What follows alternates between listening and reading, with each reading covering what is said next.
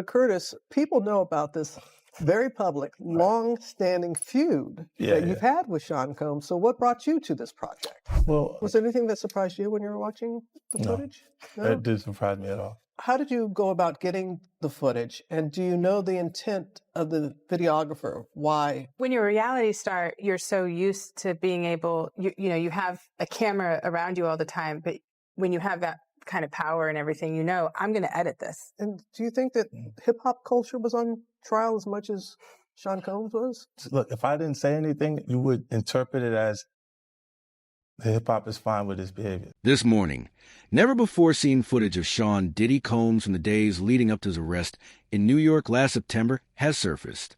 The exclusive video, obtained by Netflix, shows Combs in active discussions with his lawyers as they debate legal strategy.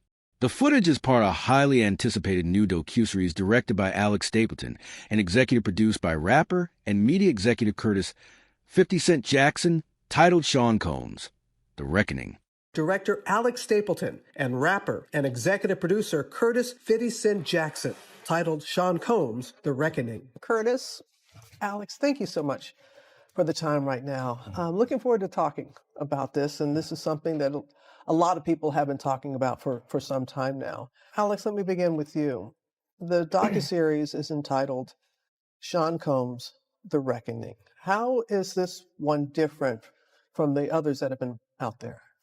Well, I think that the biggest marker of what makes this film or this series different is how much time we took into putting into the making of the film, doing our due diligence to get the right voices, to the table.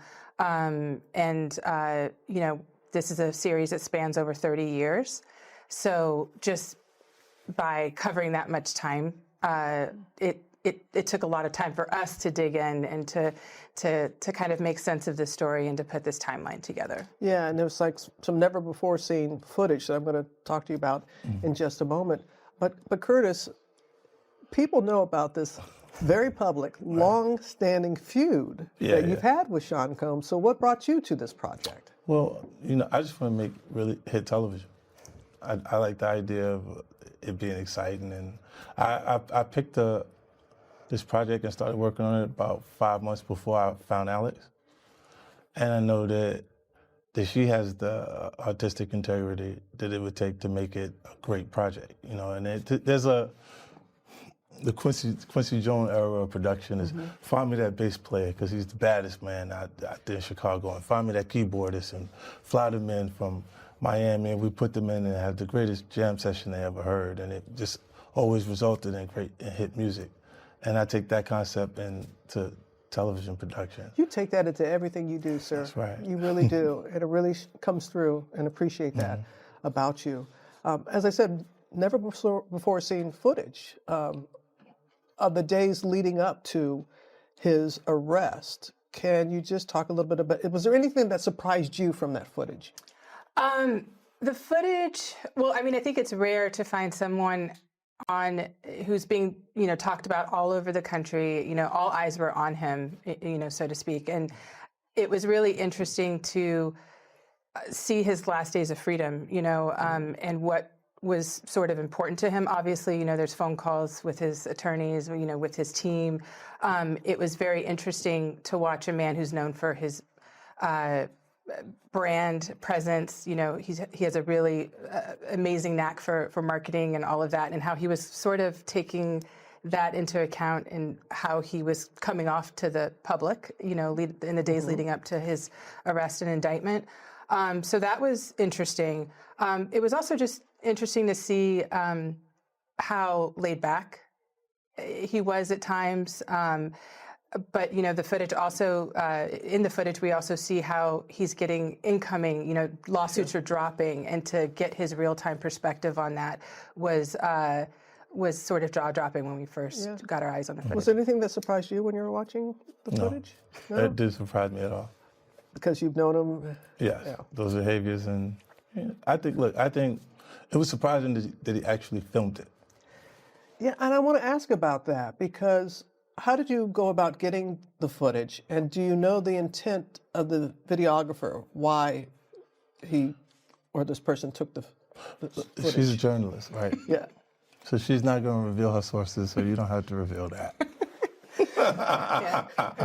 Not going to reveal my sources, but I think that partnering with someone like 50, it was very much in the universe as to what we were doing. It's a lot easier to get it. And you alluded to this, Alex, because watching the footage, and you're like, does he know he's on camera here? Like he's going back and forth with his team a lot, and you could tell at one point he was wanting people to change their opinion of him, and he was very clear about it. Just can you talk a little bit more about that part of the footage? Yeah, I mean, I think that hopefully when you watch the film again, because it spans so much time, you understand that this is a man who's very comfortable in front of cameras. He was a reality star, and kind of at all points of his life, it seems as though he always had somebody following him with the camera. When you have that kind of power and everything, I'm going to edit this.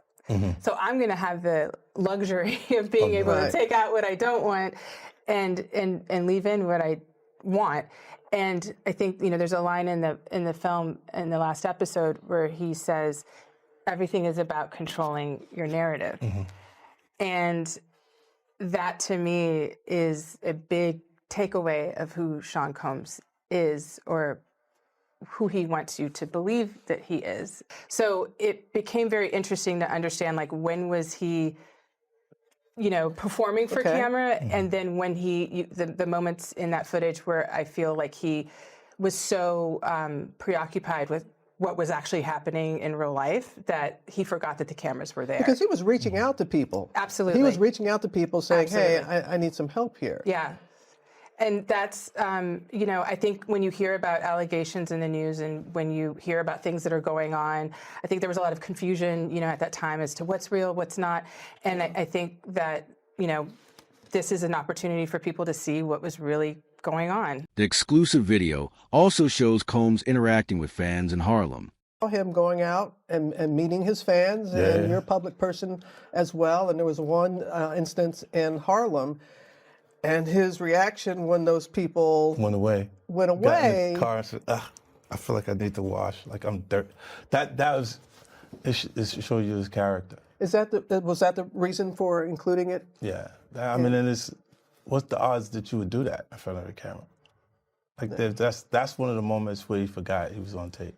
You know what I'm saying? And then gets back in the car and goes, I feel dirty. I need to just go sanitize myself up. The 4-part series also includes interviews with 2 jurors from Combs' trial, who are speaking publicly for the first time about how they reached their mixed verdict. The jury found Combs guilty on 2 prostitution-related offenses, but cleared him of racketeering and sex trafficking charges. Both jurors share their perspectives on the relationship between Combs and singer Cassie, with Juror 75 describing them as 2 people in love, while Juror 160 noted, in part, that domestic violence was not among the charges considered. All this had to be played out in front of a jury of his peers, and you included a couple of jurors. Was there something that stood out to you about how they perceived what happened in court and what they learned about him? I think, the jurors felt that they did the right thing. I think that they were very comfortable in, the decisions that were made.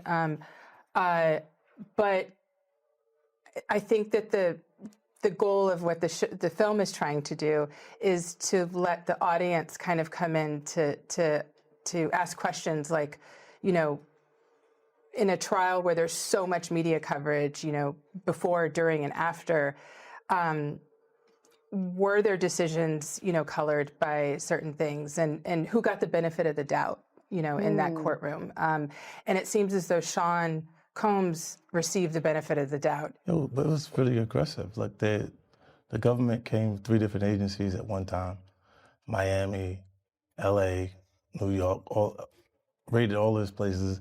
You'd think that something extreme had happened. You guys heard from people or had people that the media, we asked, and they were like, don't want to talk to us. Yeah.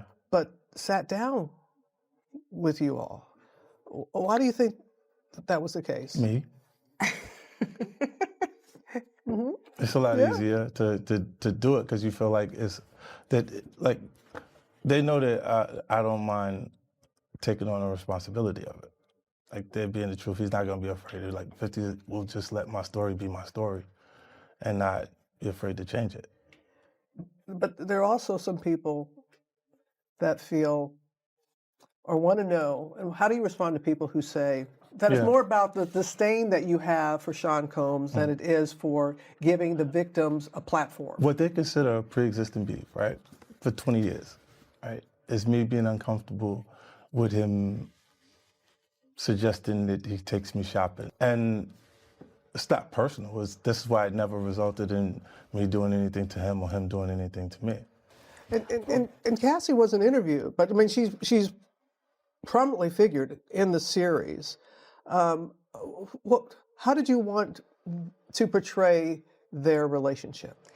Well, just to piggyback just really quickly on what he's saying, because I think it's important to also let people know that the show is not completely the perspectives of people that did not like Sean or people that were, anti-Sean or people that had grievances, with Sean.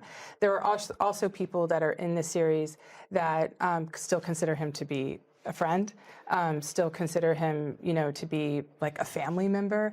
And I think for those people, when you asked, the reason for them wanting to sit down, I think obviously 50's involvement put a certain stamp on the project, but I also think that the filmmaking team behind it, there was an opportunity for them to really go into great details about their story and to be heard. There were lots of conversations before we even started rolling, tape. And I think that it became very obvious to most people that we weren't trying to just get the highlights, the salacious details, that the real goal was to storytell. And not everyone needed to have an allegation to be a part of this project. And I think that was what made people feel like this is a much more encompassing, project than just a series that's just based on allegation after allegation. So let's talk a little bit more about Cassie and is she a victim in all this? I believe Cassie's a victim in all this because she came in she's like 18, like 19 years old in the very beginning. So she only knows that. After a while, over time, you're conditioned for it. I think that without having an interview with her, I think that she was someone that was really important to bring up with other people that were witness or were around during her relationship with Sean Combs. I wanted her truth and her perspective to be a part of the fabric of the series, and as much as I could weave in, I think that it was really important to us to make sure that people remembered the age that she was and the context of where she was in life when she met Sean Combs. I think when you have a trial and you're talking about something that happened 15 or 20 years ago, she's now a married woman, she's a mother, she's in a completely different place. I think that people forget, especially when it comes to women, like who they were when these allegations were formed. And in that era and the middle of the show, we talk about Cassie, but we also talk about other, women who were around his ecosystem, in making the band, and how these certain techniques that he would use, they weren't just used on Cassie. And that was important to highlight, and every human being is going to take that type of incoming differently. She just so happened to get involved, and she got deeper and deeper into it. And I think that one thing that struck me, and it was something that I really wanted to make a bigger deal about in the series, which is that there was so much empathy given, by the public for his kids. They all went to the sentencing and spoke, his daughters, and there was a lot of conversation about during the trial what his daughters were hearing when Cassie was giving these very horrific details, right, of what was happening in the hotel rooms. I found it to be really interesting that the public gave so much grace to his children who were, 18, 19 years old. And this is the same age that she was when she met him. Right.